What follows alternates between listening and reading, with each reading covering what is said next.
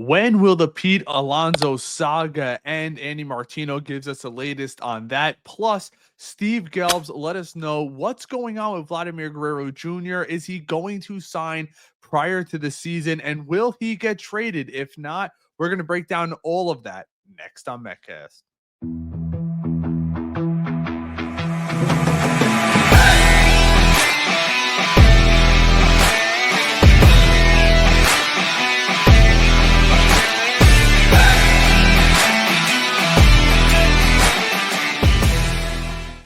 What's going on, everybody? Welcome back to another episode of MetCast. As always, I am Rain. If you're enjoying this content, I just ask you to like and subscribe as we head on into just about spring training, about to start just a couple of weeks away. We all know about that Vladimir Guerrero trade, the free signing, February 18th deadline for him. That's going to be interesting. And I figure that Toronto's going to know well ahead of time whether or not they're going to be giving him that extension, that $400 to $450 million. I personally think he's going to look closer to $500 million. We'll see what it comes out to be. But the story of the day continues to be Pete Alonso. Remember, just a couple of weeks ago, it was the reports that the New York Mets were moving away from Pete Alonso. They were finished with him. They were done with him, and they were going to be moving on, heading in other directions. But the Mets went out, signed Minter, Stanek, didn't go for the big guy in Tanner Scott, and that signaled to some fans and some reporters that the New York Mets may actually still be in on Pete Alonso. Andy Martino just had a segment over at SNY. We're going to react to it live with you next. Let's start with the talking point that's been going on. Yo, is that Jose Reyes on the end of the bench? Who is that? Forever. I only say that because of the ears pierced. I always know Reyes. Andy, with Pete Alonso. So this is a confusing situation, and I can tell you that the people involved in this situation still don't know what's going to happen, where Pete Alonso is going to end up. I can say that if this is going to happen with Alonso and the Mets, it's probably going to happen pretty soon.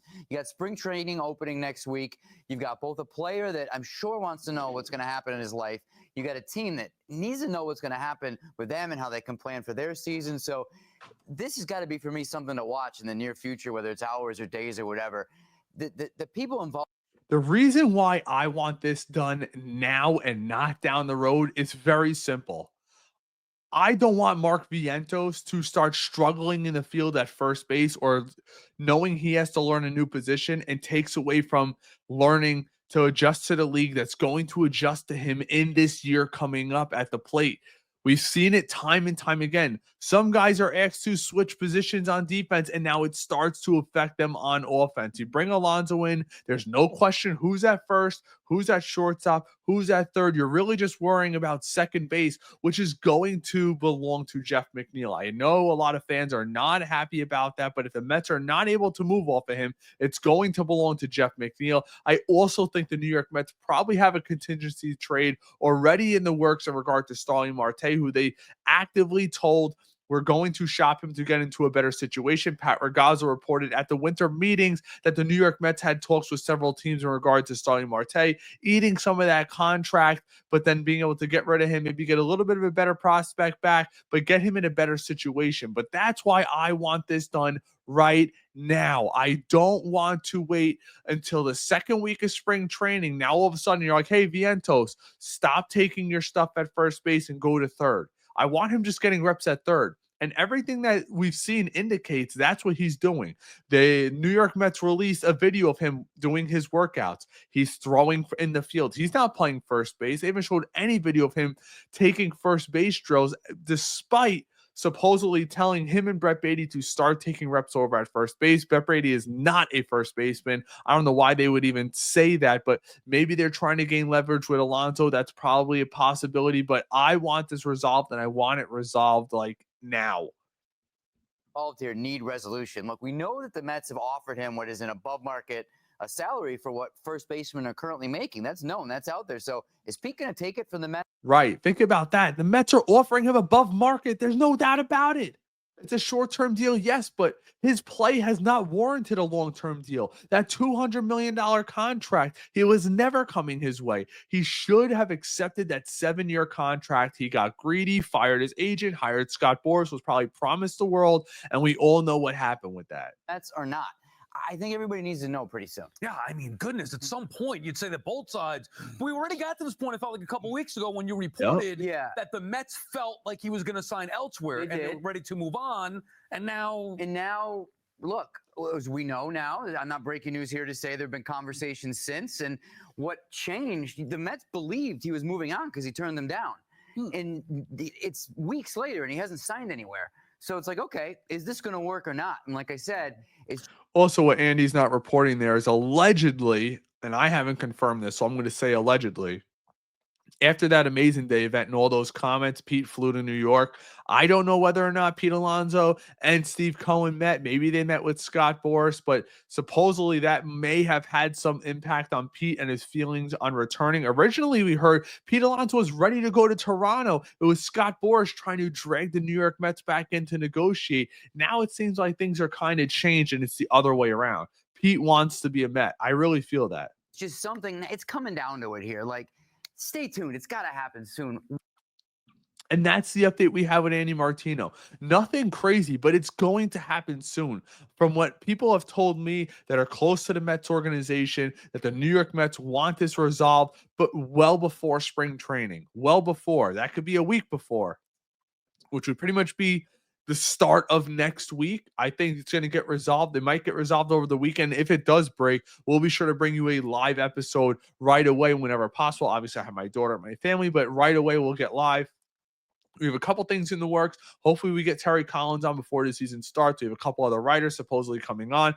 Maybe this Thursday we'll do a live. I got to talk to Dan, but we'll see about that. But that's what we have in regard to Pete Alonso. Now on to Steve Phillips. Steve Phillips is going to break down the Vladimir Guerrero situation and where that currently stands with the team. We'll give our comments in regard to it. But again, guys, if you're enjoying this content, I ask you to just like and subscribe. Maybe share this episode with a friend. But with that, let's get into it. The conversations will stall soon, or as he said, nope, once spring training starts, that's it, because we're running out of time, Steve. Right. He gave the deadline, right? Okay. February 18th, reporting date. February 18th deadline. That's very, very soon.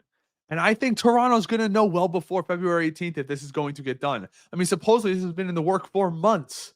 So it's either they're close or they're not. And so, and look, you always take that at face value if you're negotiating with a player. And so I think it's really clear that if they don't get a deal done by then, there will not be a deal and he'll go to free agency. I completely believe. So he completely believes if there's no deal done, he's not going to sign an extension. He's going to go to free agency. So you're telling me, Steve Phillips, Toronto, who right now on paper is the fourth best team in that division outside of clearly the Yankees, clearly the Orioles, and I believe the Red Sox have done enough and will probably end up signing Alex Bregman along with adding Garrett Crochet to do enough to put themselves above the Toronto Blue Jays. And even if they get Pete Alonso, I still have them as the fourth team in that division. So you're telling me you're going to be competing essentially for a wild card spot and may lose Vladimir Guerrero for a qualifying offer? Really? Practically nothing? I find that very hard to believe. And if you wait and keep waiting, you'll probably get less for him at the deadline. A team trading for him right now will get you the absolute most. Toronto's playing with fire here. We might have to revisit this video at the end of the season. I know it's a long time away, but these seasons go by like that, and then all of a sudden you look. I'm sure the New York Yankees thought that Juan Soto was a lock to return to them. Remember, we heard Keith McPherson on WFAN, once you put on the pinstripes, you belong in pinstripes. You feel it, you fear the aura, you hear your name being chanted in the stands, the judge's corner, all this BS. Guess what? It turned out to mean absolutely nothing, and I believe the same with Vladimir Guerrero Jr. We keep hearing that, oh, he's a Toronto kid, he's born there, he has citizenship there. He loves playing there. You know what he's going to love? He's going to love money and he's going to love winning. And the Toronto Blue Jays are very far away from legitimately competing for the American League East. They are so far behind the Yankees and the Orioles. The Orioles, who I may tell you, it still has one of the top prospect farm systems in all of baseball. They have guys coming out of everywhere, and I could see them even being in on the Dylan Cease and Michael King.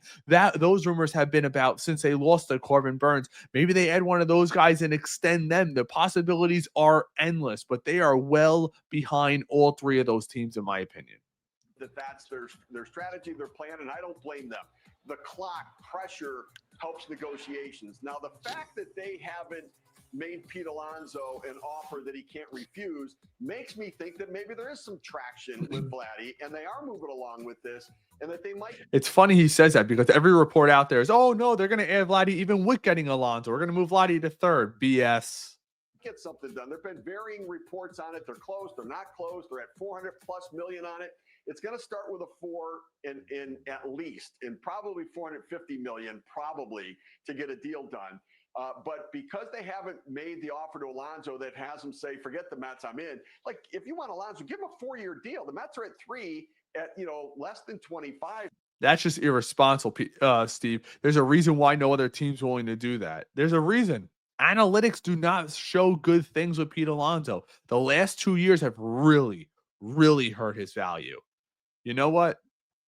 And it's funny because Evan Roberts tweeted this out maybe last week. If the Mets would have just tinkered with his service time, they would have had him this year and he would have went into free agency after this year.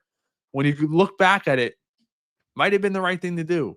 Give him the 4th year, I bet you get him, but they haven't gone there because I think they're not desperate until they realize that Vladdy's not leaving. And so maybe there is some traction taking place with that.